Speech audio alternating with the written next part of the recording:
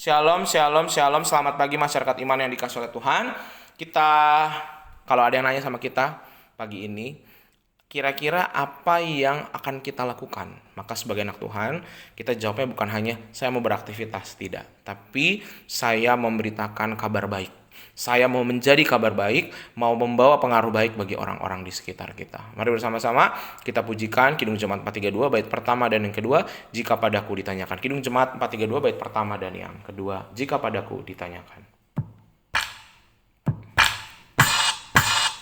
Jika padaku ditanyakan apa akan kuberitakan pada dunia yang penuh deritaan, kan ku sampaikan kabar baik pada orang-orang miskin, pembebasan bagi orang yang ditawan, yang buta dapat penglihatan, yang tertindas dibebaskan pun. Tahun rahmat Tuhan sudah tiba, kerajaan Allah penuh kurnia, itu berita bagi isi dunia. Jika padaku ditanyakan apa akan ku sampaikan pada dunia yang penuh dengan cobaan. Aku bersaksi dengan kata tapi juga dengan karya, menyampaikan kasih Allah yang sejati. Telah tersedia bagi kita pengampunan dan anugerah Tuhan dalam Kristus puteranya. Kerajaan Allah penuh kurnia, itu berita bagi isi dunia. Mari kita berdoa. Tuhan, kami bersyukur hari ini boleh bersama-sama kembali dibangunkan untuk menjalani kehidupan kami, dan sebelum kami mengawalinya, mengambil keputusan-keputusan dalam hidup kami bersama-sama mau tunduk di hadapan kasih setia Tuhan. Kami serahkan, hanya di dalam nama-Mu kami berdoa dan bersyukur. Haleluya. Amin. Bapak Ibu Saudara, bersama-sama kita buka Imamat 14 ayat 1 sampai 8. Imamat 14 ayat 1 sampai 8. Imamat 14 ayat 1 sampai 8, dengarkanlah sabda Tuhan. Tuhan berfirman kepada Musa, inilah yang harus menjadi hukum tentang orang yang sakit kusta pada hari pentahirannya. Ia harus dibawa kepada imam, dan imam harus pergi keluar perkemahan. Kalau menurut pemeriksaan imam penyakit kusta itu telah sembuh daripadanya, maka imam harus memerintahkan supaya bagi orang yang akan ditahirkan itu diambil 2 ekor burung yang hidup dan tidak haram, juga kayu aras, kain kirmizi, dan hisap. Imam harus memerintahkan supaya burung yang seekor disembelih di atas belanga tanah berisi air mengalir.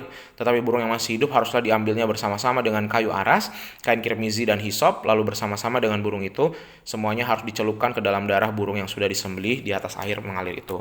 Kemudian ia harus memercik 7 kali kepada orang yang akan ditahirkan dari kusta itu, dan dengan demikian mentahirkan dia, lalu burung yang hidup itu haruslah dilepaskannya ke padang. Orang yang akan ditahirkan itu haruslah mencuci pakaiannya, mencukur seluruh rambutnya, dan membasuh tubuhnya dengan air, maka ia menjadi tahir. Sesudah itu ia boleh masuk ke dalam perkemahan, tetapi ia harus tinggal di luar kemahnya sendiri 7 hari lamanya.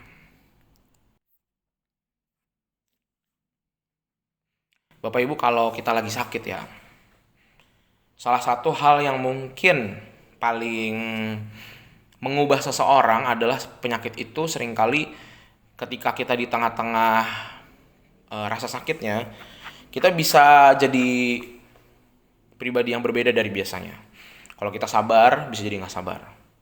Karena saya pernah dengar dari teman saya yang dokter, dia bilang gini bahwa orang itu lahir, si pencernaan sama otak itu dibentuk waktu dalam zigot itu dalam waktu yang bersamaan. Jadi nggak heran bahwa kadang kalau kita stres bisa pengaruh ke pencernaan. Tapi kalau kita juga punya masalah pencernaan, itu bisa mempengaruhi ke mood kita juga.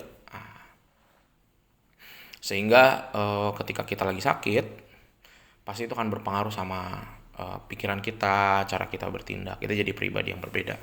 Dan kita pasti berharap banget cepat sembuh, pengennya cepat sembuh. Sebenarnya istilah cepat sembuh itu sebenarnya memberi pengharapan palsu sih. Jadi kayak gimana ya? Harusnya kan sembuh itu kan ada prosesnya. Cuman gara-gara cepat sembuh ya, segera sembuh ya, seolah-olah biar kita bisa kembali beraktivitas.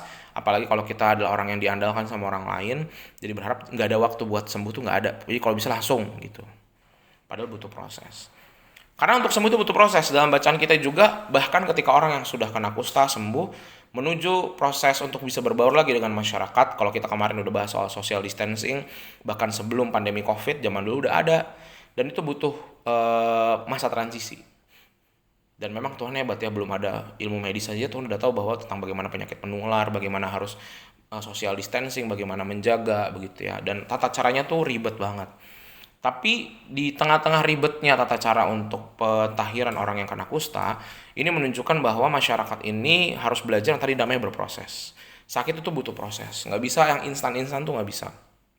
Sekalipun kesembuhan dari Tuhan bisa instan, tapi setelah sembuh pun bahkan ini udah selesai, kustanya udah selesai, tapi proses menuju pentahirannya itu butuh waktu. Jadi dia bisa nyiapin mental, nyiapin dirinya, keluarganya juga gitu. Dan berproses itu jadi satu hal yang baik dalam kehidupan umat pada masa itu, supaya mereka ketika mengambil tindakan keputusan, orang-orang yang baru sembuh pun nggak bisa langsung disuruh misalnya dia langsung ikut perang atau dia ikut melakukan tindakan, misalnya dia orang Lewi juga terlibat dalam pelayanan. Jadi semua orang tuh dikasih waktu sama Tuhan.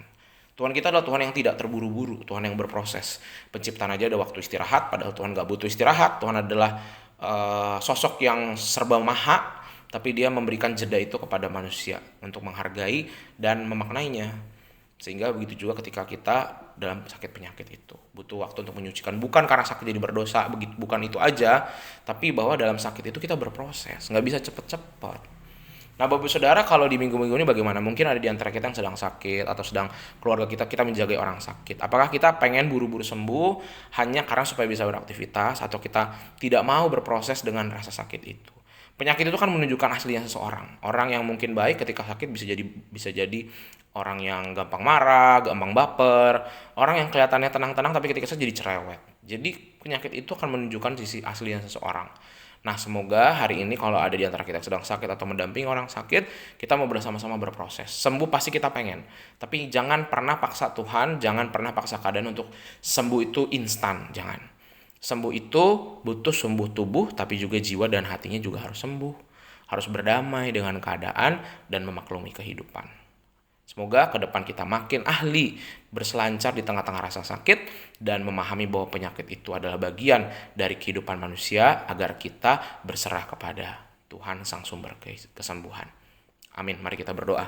Tuhan, terima kasih melalui firman-Mu hari ini kami belajar tentang bagaimana kami hidup dalam kelemahan, dalam sakit penyakit, dan ajarkan kami berproses bahwa tidak segala sesuatu itu harus cepat dan instan. Ajarkan kami untuk bisa pelan-pelan, ajarkan kami untuk bersabar, sehingga kalau penyakit aja kami nggak sabar, apalagi kami ngadepin orang dan ngadepin masalah. Ajarkan kami lebih sabar menghadapi penyakit, menghadapi orang, menghadapi kehidupan kami hari ini. Terima kasih Tuhan, kami serahkan dalam nama kami berdoa. Amin. Selamat pagi, Tuhan Yesus memberkati, tetap bersemangat.